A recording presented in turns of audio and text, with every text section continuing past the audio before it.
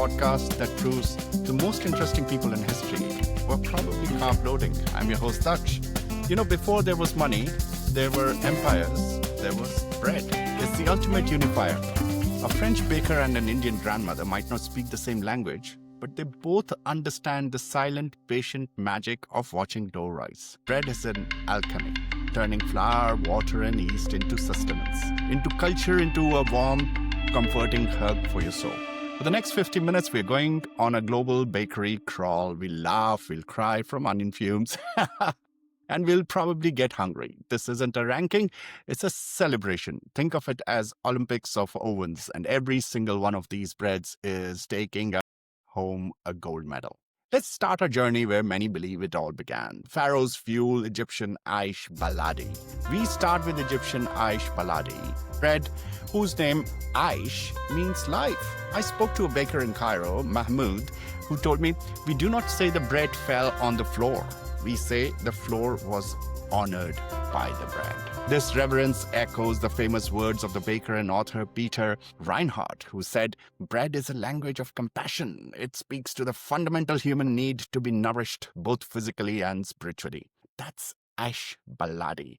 It's not just food, it's a fundamental act of care baked in 90 seconds flat. Next, the dramatic naan, baked in the inferno of a tandoor. An old baker in Delhi, his arms a map of old burns, told me, this is not baking, this is a conversation with the fire.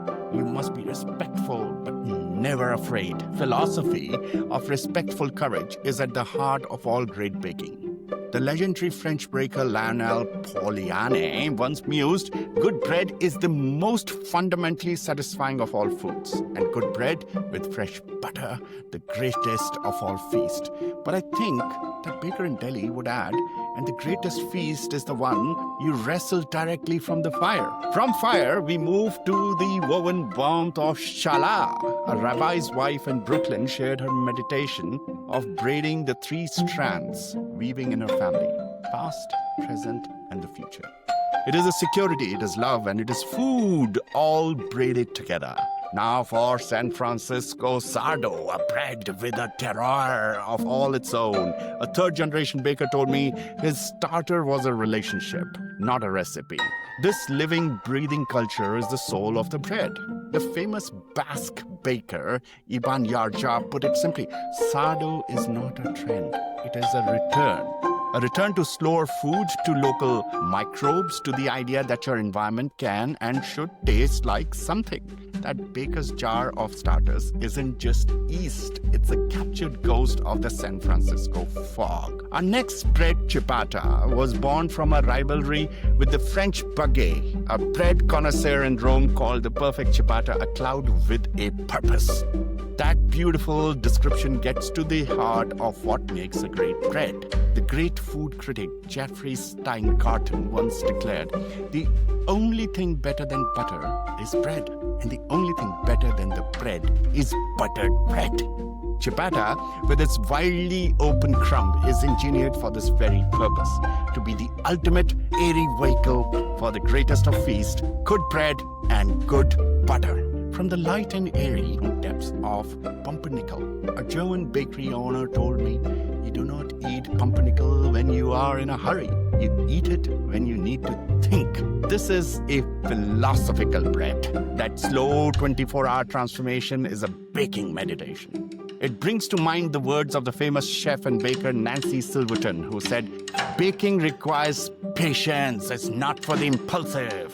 Pumpernickel is the ultimate lesson in that patience. And finally, the decadent French Brioche. A Parisian pâtissier told me, making brioche is a test of baker's patience.